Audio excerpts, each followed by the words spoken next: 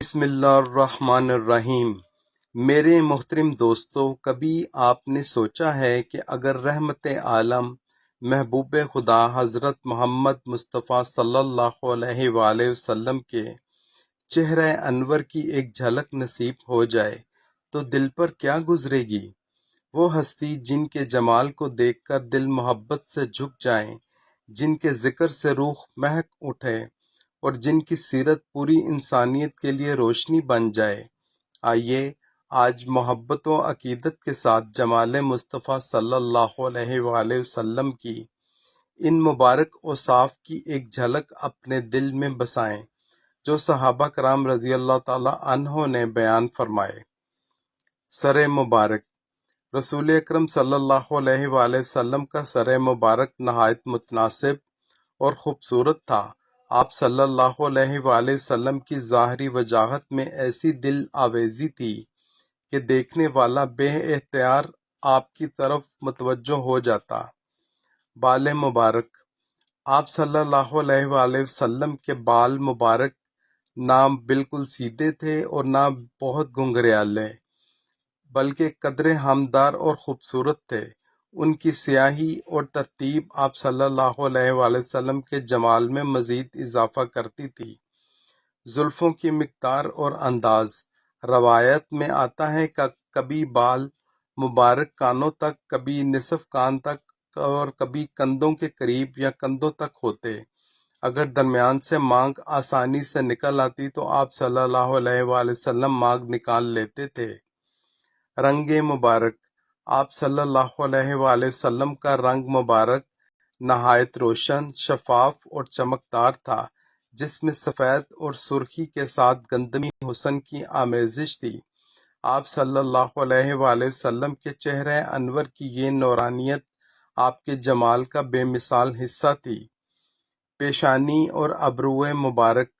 آپ صلی اللہ علیہ وآلہ وسلم کی پیشانی کشادہ تھی، جبکہ ابرو مبارک خوبصورت، باریک، ہمدار اور گنجان تھے، اور دونوں ابرو ایک دوسرے سے جدا تھے۔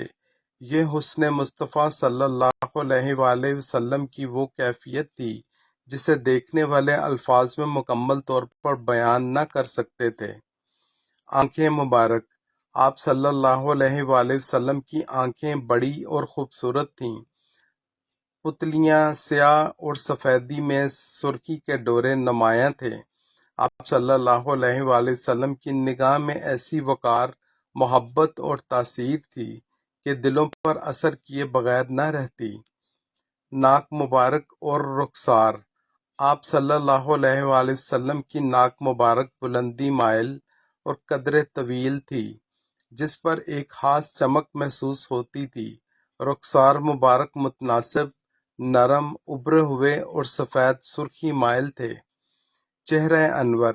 سبحان اللہ۔ آپ صلی اللہ علیہ وآلہ وسلم کا چہرہ مبارک 14ویں کے چاند کی مانند روشن اور تاباں تھا، قدرے گولائی لیے ہوئے۔ صحابہ کرام رضی اللہ تعالی عنہ نے آپ صلی اللہ علیہ وآلہ وسلم کے چہرہ انور کی نورانیت کو ایسی تشبیہوں سے بیان فرمایا جن سے محبت رسول صلی اللہ علیہ وآلہ وسلم مزید بڑھ جاتی ہے۔ منہ مبارک اعتدال کے ساتھ فراخ تھا۔ داڑھی مبارک گھنی اور گنجان تھی۔ پلکیں مبارک دراز تھیں۔